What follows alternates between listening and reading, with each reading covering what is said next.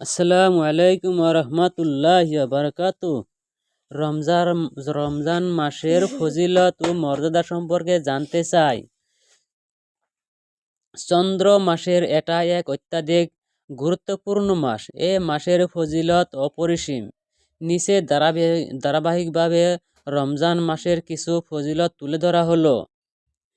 ইসলামের 5টি রুকনের একটি রুকন হলো সিয়াম, আর এ সিয়াম পালন করা হয় এ মাসেই। আল্লাহ তাআলা বলেন, অর্থাৎ হে মুমিনগণ, তোমাদের উপর সিয়াম ফরজ করা হয়েছে, যেমন ফরজ করা হয়েছিল তোমাদের পূর্ববর্তীদের উপর, যাতে তোমরা মুত্তাকি হতে পারো। সূরা বাকারা আয়াত নম্বর 183। এ মাসের সিয়াম জান্নাত লাভের একটি মাধ্যম।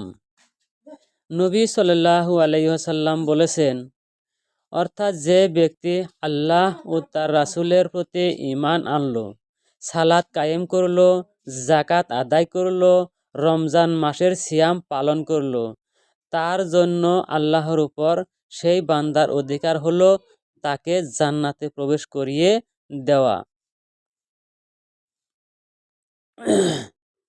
রমজান আসতেছে, নিজেও শুনুন, অন্যকে শোনার জন্য তৌফিক দেন। আমিন।